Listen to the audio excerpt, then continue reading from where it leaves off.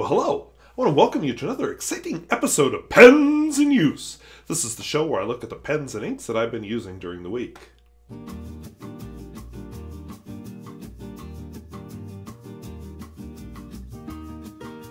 If videos like this interest you, where I talk about fountain pens, both new and old, and at all price points, I would invite you to subscribe.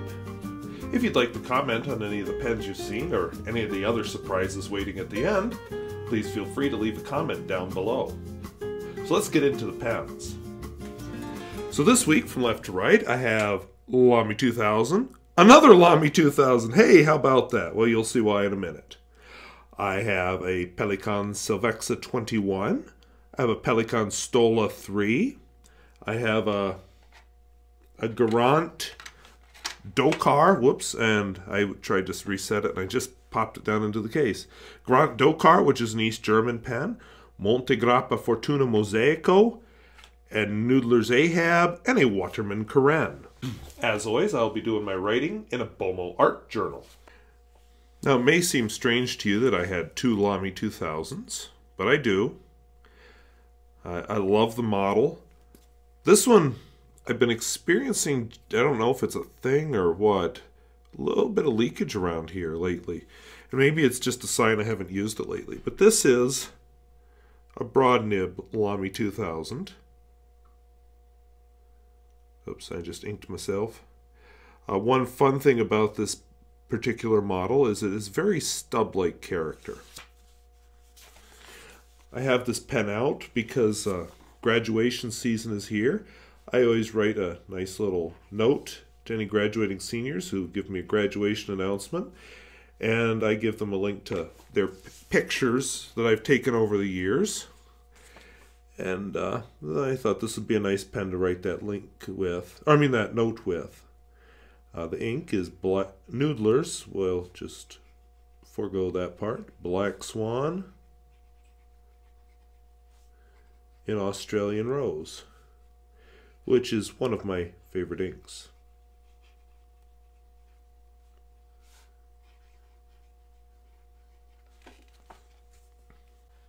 You've seen its brother quite regularly. This is the Fine Point Lamy 2000 that I use as my daily writer. I usually put this one to bed for the summer and bring out other pens. 200, not 2000. I'm using the Lamy black ink.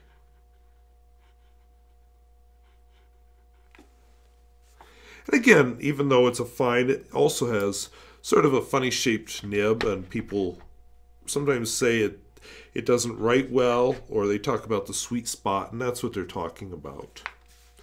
This is a 1970s pen. It's one of those slim black pens I like so much. It's a Pelikan Silvexa. You can tell because on the cap it says Silvexa, and there's 21. And yep, a Germany. So nice, attractive, come on, nice attractive gold nib. Gold nibs seem to be a lot more affordable on vintage pens. Blue tinted ink window. This is an extra fine nib. It's not a particularly flexible nib, which is fine. That's not the role that this pen was intended for. Whoops, 21.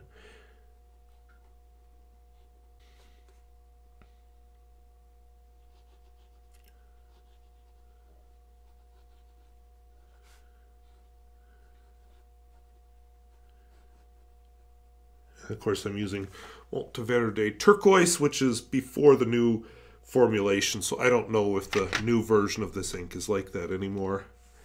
Pelikan Stola, which I think I just published the review of that this week. I batch filmed several reviews, and I don't remember which one I did, but I think this is the one I did this week.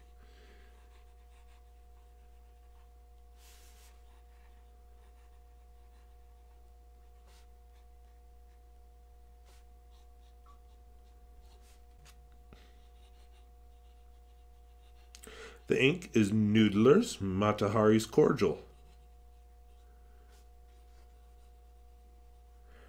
I was watching, I shouldn't say watching because I actually ended up participating a little, a school board meeting, and I always take notes at school board meetings. I took all my notes with this pen and ink.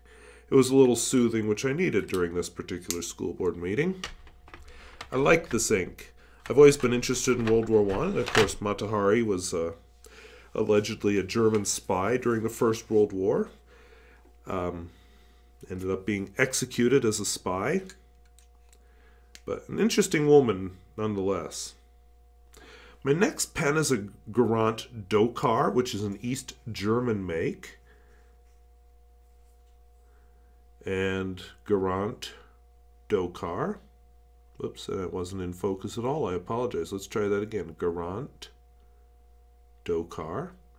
I think it's kind of interesting that it has brown finials and a brown grip section. It's just a little bit different from what you see with a lot of these types of pens. Steel nib.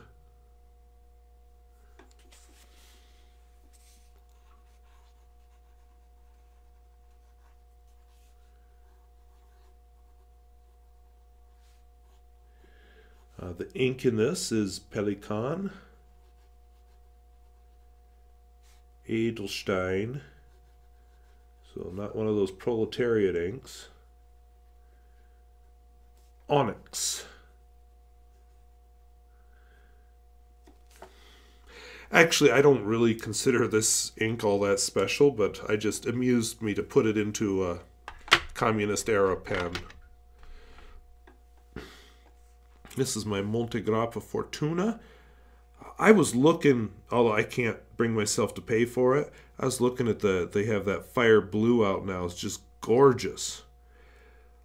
But at that price, I just not going to do it. Plus, I usually don't like metal pens anyway, so I just don't see that making any sense.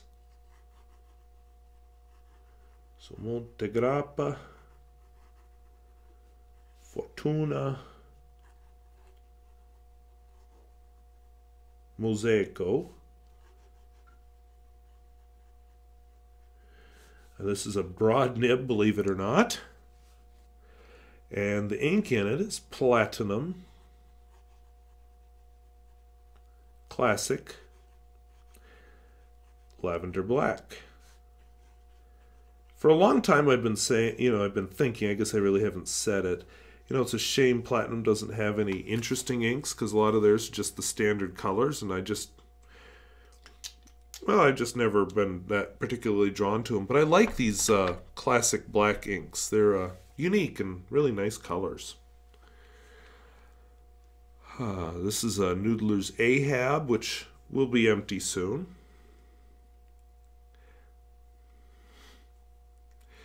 I think I've mentioned before, you may have noticed you're not seeing that much Noodlers from me anymore.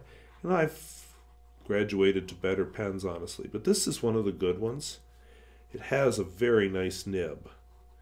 I don't like particularly how the feed and the nib are positioned here, but dang, it writes well. So I'm not going to argue with success. The ink in it is Noodler's Te-cheng.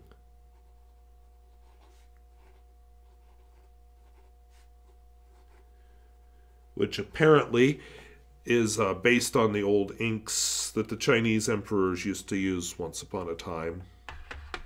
It's a unique one, and Noodler's does not recommend putting it in your regular fountain pens, so that ink goes in that fountain pen only. And my last one is this lovely Waterman Carène. Waterman isn't one of those brands that I think of for excitement in the pen world. But my experience with the Waterman's pens I've owned has been very good.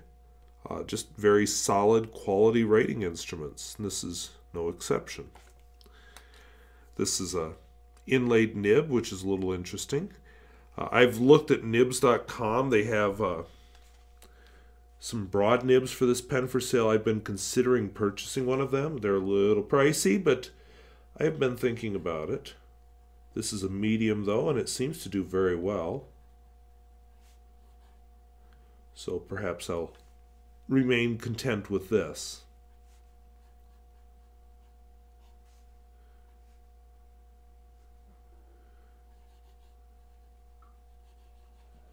I like Noodler's Antietam ink. I know some people say you should go with diamine or diamine. I can't remember how to pronounce it. I'll be honest, the diamine equivalent of this is ancient copper. Same color just about, but I end up with most of my pens getting a real serious crusting problem, and I don't care for that. So I stick with this. So those are the pens that I have in use this week. I'm going to flip over here for a second to something else I have. I filmed this last night in my living room, and it's a small something I bought to dress up my living room instead of maybe buying a pen this month. So I want to welcome you briefly to my living room, just show you a new toy I bought. So you're looking at the bookshelf. My grandfather built that for me when I was, I forget how old, and you can see I have a book problem. But anyway, I was a young teenager at the time. But anyway, what's this glowy thing on the bookshelf? Oh, I feel like I need to get up off my chair and take a closer look. So yes, I succumbed to consumerist desire. I saw this for about $60. These are what are called Nixie Tubes. A Nixie Tube is an older way of doing a digital display. There's LEDs at the bottom of the light, which is what's causing the blue glow. I can't turn it off. The more expensive versions of this you can, but you know, I went with the cheap version. But it's so cool! I just keep staring at it. So what you have, let's see if I can do a better close-up here. Inside, all the numbers are on separate wires. And the machine is able to, see, it just lights up different wires to show what time it is. So it would do a full digital display of all the numbers. This is an old technology. Most of these Nixie tubes actually come from the old Soviet Union. But dang, if this just isn't the coolest thing. I am hand zooming here.